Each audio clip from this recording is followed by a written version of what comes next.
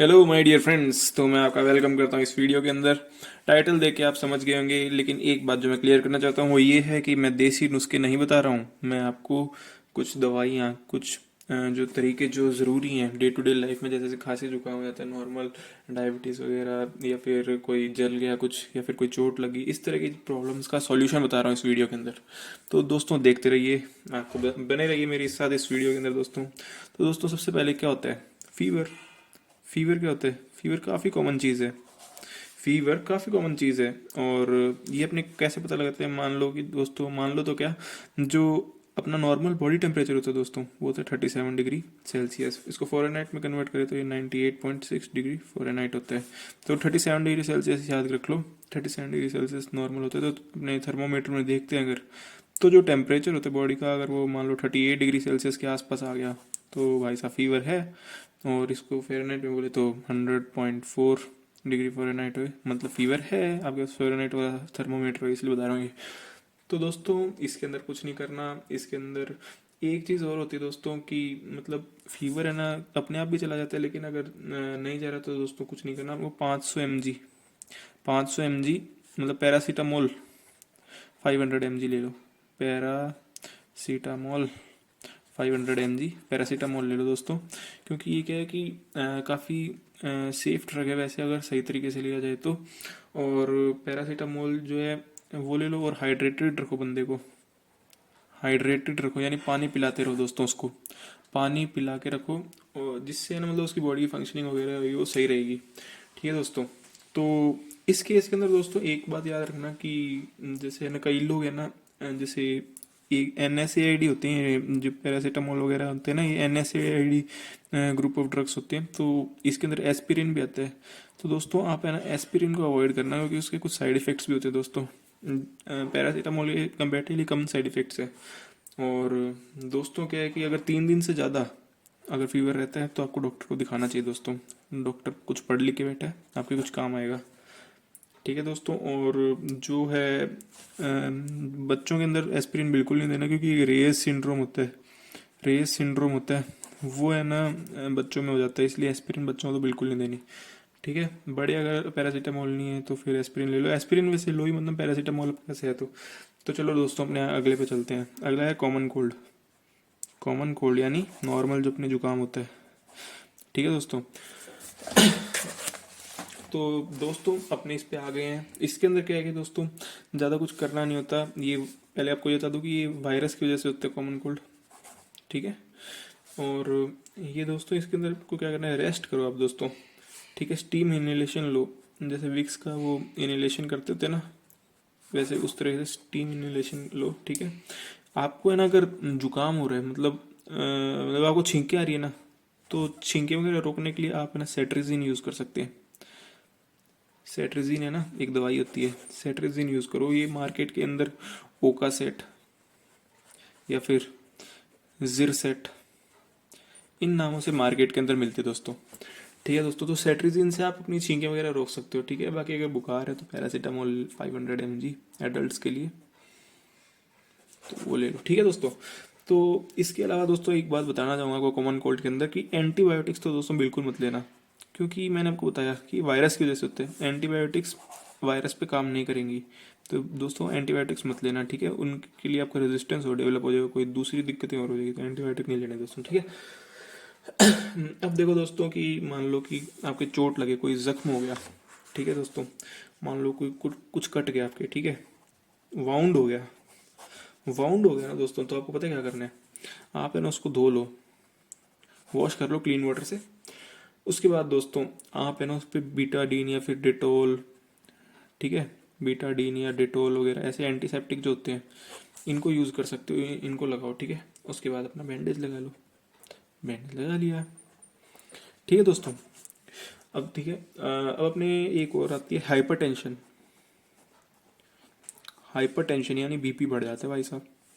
BP बढ़ गया ना दोस्तों, तो भाई साहब यानी इसका मतलब ये है कि आपको पहले मैं बताता हूँ कि नॉर्मल जो बीपी होते हैं ना, वो 120/80 mmHg, ये है ना नॉर्मल बीपी होता है।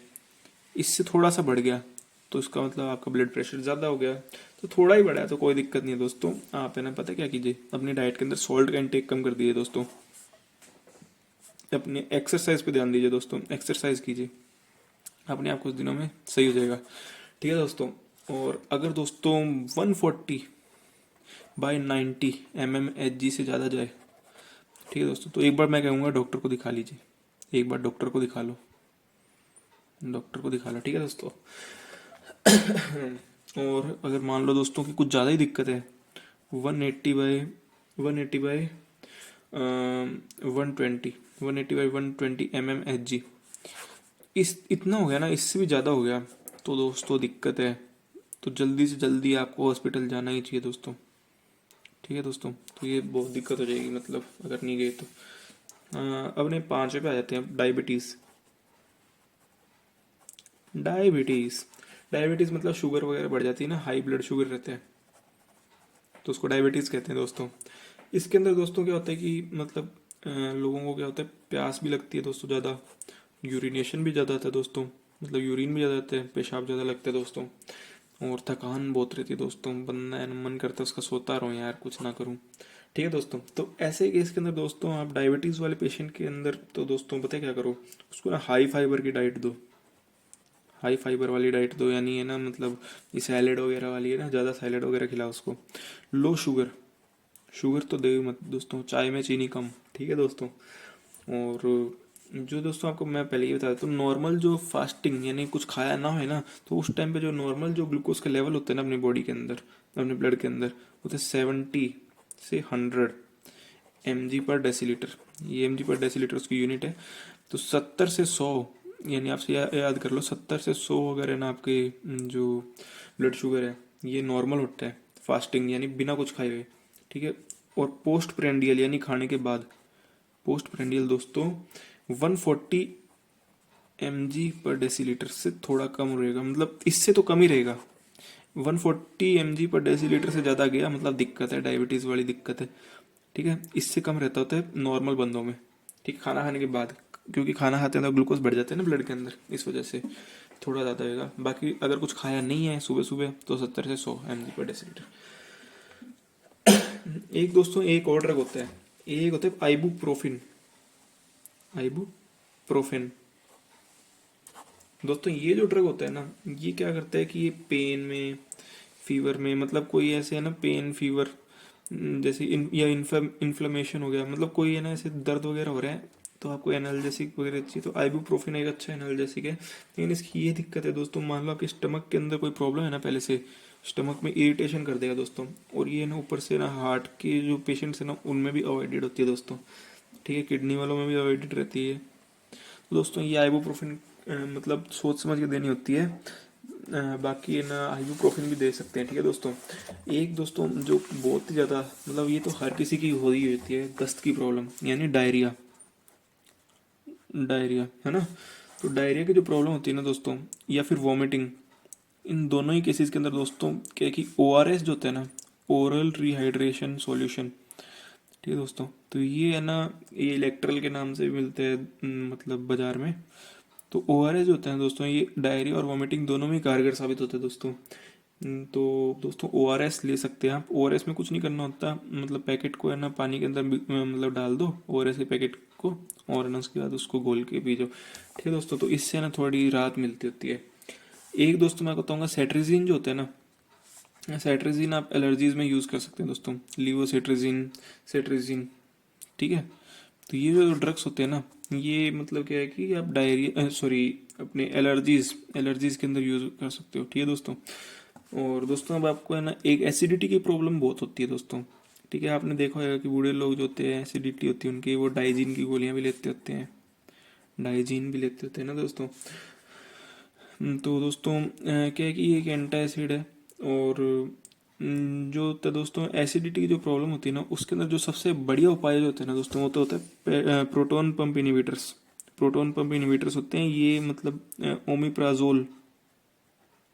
ओमिप्राजोल, ये आपको ड्रग्स के नाम बता रहा हूँ दोस्तों, दवाइयों के नाम। ओमिप्राजोल जो हो गया एक, या पेंटोप्राजोल हो गया। ठीक है, ये क्या होते हैं दोस्तों, ये प्रोटोन पंप इनिबिटर होते हैं। ठीक है दोस्तों, तो ये क्या करते हैं, एसिडिटी के अंदर बेस्ट जो उपाय है ना वो यही होते हैं। ठीक है, बाकी आपको है ना इंस्टेंट वगैरह चाहिए, रिलीफ वगैरह, तो उसमें दोस्तों इनो, डाइजीन, ये दोस्तों मार्केट में काफ़ी पॉपुलर है। ठीक है, एंटासिड होते हैं ये।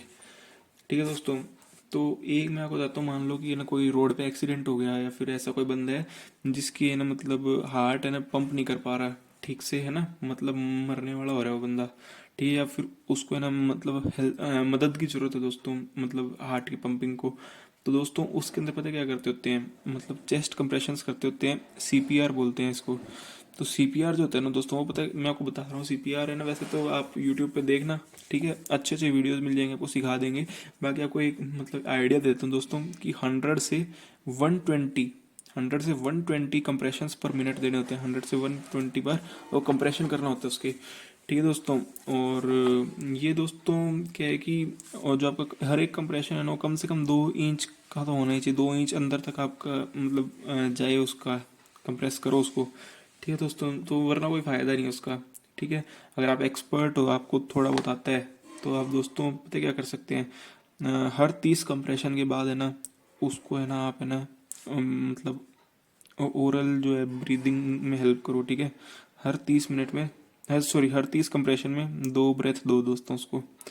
ठीक है दोस्तों, तो ये हो गया दोस्तों सीपीआर का। ठीक है, थोड़ा बहुत मतलब सारा ही बताया, तो सीपीआर भी बता दिया दोस्तों, बाकी इसको आप यूट्यूब पे देखना, आपको सही से मिल जाएगी। सेंटर ऑफ द चेस्ट के अंदर अपने है ना, सेंटर ऑफ द चेस्ट के अंदर अपने कंप्रेशन करते हैं दोस्तों। ठीक है, बाकी आप बोलो तो डिटेल में बता देंगे आपको। ठीक है दोस्तों, और मान लो दोस्तों कि है ना आपके क्या है कि बर्न हो गया, मतलब जल गया, हाथ वगैरह जल गया दोस्तों, तो क्या कीजिए, 10 से 15, ऐसे लोग क्या करते हैं कि ये ना सीधा ही है ना उसको मतलब उस पर क्रीम वगैरह लगा, नहीं दोस्तों, 10 से 15 मिनट के लिए ना, मान लो दिवाली पे आपके पटाखे से है ना मतलब आपका हाथ जल गया, ठीक है, सूतलियों में हाथ में फूट गया। ठीक है दोस्तों, तो क्या करोगे, 10 से 15 मिनट तक रनिंग वाटर के अंदर, क्लीन वाटर रनिंग, ठीक है दोस्तों, इसके अंदर अपना हाथ धो, हाथ को मतलब रनिंग वाटर के नीचे रखो। उसके बाद सिल्वर एक्स हो गया। तो दोस्तों आप जैसे सिल्वर एक्स की जो क्रीम होती है वो लगा सकते हैं, एक बार आप 15 मिनट तक धो लें, उसके बाद है दोस्तों उसके बाद उसको क्लीन क्लोथ से ना कवर कर देना दोस्तों। ठीक है, और दोस्तों जैसे कोई बंदा है उसके ना दौरे पड़ने लग जाए, सीजर्स आ जाए दोस्तों, तो क्या करेंगे आप कुछ मत करो दोस्तों, सीजर्स अपने आप चले जाते हैं। तो दोस्तों लेकिन जो अगर 5 मिनट से ज़्यादा हो गया ना, 5 मिनट से ज़्यादा जा रहे हैं सीजर्स, तो दोस्तों जल्दी से जल्दी डॉक्टर की हेल्प लो दोस्तों। ओके दोस्तों, तो आगे अपने देखेंगे कुछ आपको मैं बता देता हूँ, जैसे पैरासीटामोल जो होती है ना, पैरासीटामोल, डोलो 650, क्रोसिन, इन नामों से है ना दुकानों पे मिलती है। आइबुप्रोफिन जो है दोस्तों, आइबुप्रोफिन का बताऊंगे आपको, आइबुप्रोफिन, ब्रूफेन, कोम्बीफ्लैम, ऐसे नामों से बिकती है। ठीक है, दुकान पे जाके ऐसे बोल सकते हो, या फिर आइबुप्रोफिन बोलोगे तो भी वो आराम से दे देगा। बाकी आपको अच्छे मतलब कुछ ब्रांडेड नाम बता रहा हूँ। सेट्रिजीन जो होती है दोस्तों, ओका सेट, और जेटेक, इन नाम से बिकती है दोस्तों। बाकी जो आपको ओमिप्राजोल वगैरह तो बता ही दी, बाकी ये ना आपको रेनिटिडीन जो होती है वो रेंटेक के नाम से, एक जेंटेक होती है वो अलग होती है। ठीक है, और ओ आर एस का बता ही दिया, इलेक्ट्रल, ओ आर एस जो होती है इलेक्ट्रल नाम से, जैसे ओ आर एस लेना है तो इलेक्ट्रल के, इलेक्ट्रल ब्रांड जो है वो आता है, ब्रांडेड नेम है ये। दोस्तों अगर मान लो कि ना जैसे डायरिया हो गया, आपको डायरिया का बता दिया था क्या, वापस आ जाता हूँ, डायरिया में सिर्फ ओ आर एस नहीं दोस्तों, जैसे कि मान लो कि आपको है ना डायरिया हो रहा है, लेकिन वो कोई भी बैक्टीरियल या फिर है ना कोई भी है ना जैसे पैरासाइट या इनकी वजह से नहीं हो रहा, प्रोटोजोआ की वजह से, तो आपके मतलब नॉर्मल डायरिया हो गया, तो उसके अंदर दोस्तों लोपेरामाइड यूज़ कर सकते हैं, लोपेरामाइड यूज़ कर सकते हैं दोस्तों। लोपेरामाइड एक ड्रग है जो कि डायरिया में देते होते हैं दोस्तों। और अपने को एक बात बताता हूँ आपको मैं, एजिथ्रोमाइसिन, एजिथ्रोमाइसिन जो होती है ना दोस्तों, मान लो आपके थ्रोट का कोई इन्फेक्शन हो गया, ठीक है, थ्रोट वाले में ज़्यादा यूज़ होती है, मान लो गले में दर्द हो रहा है आपके, तो एजिथ्रोमाइसिन लो दोस्तों, बहुत जल्दी सही हो जाओगी। एजिथ्रोमाइसिन 500 है, एजिसिप के नाम से भी मिलती है ये, एजिसिप के नाम से मिलती है सिप्ला की। ठीक है, और दोस्तों और क्या बताऊँ आपको, डायबिटीज़ के अंदर दोस्तों मेटफॉर्मिन यूज़ होता है, ये है ना अपने जो डायबिटीज़ के जो पेशेंट्स होते हैं ना, डायबिटीज़ के पेशेंट्स कौन होते हैं, जिनके है ना इंसुलिन जो होते हैं, इंसुलिन वाली दिक्कत होती है, तो दोस्तों इंसुलिन रेजिस्टेंस कम करता है मेटफॉर्मिन। तो मेटफॉर्मिन लीजिए दोस्तों डायबिटीज़ है तो। बाकी दोस्तों पेन वगैरह हो रहा है, ठीक है, आपके है ना मतलब एंकल में पेन हो रहा है, घुटनों वगैरह में पेन हो रहा है, बैक में पेन हो रहा है, तो दोस्तों या आर्थराइटिस वगैरह के पेन में भी तो डाइक्लोफिनाक ड्रग है। Diclofenac drug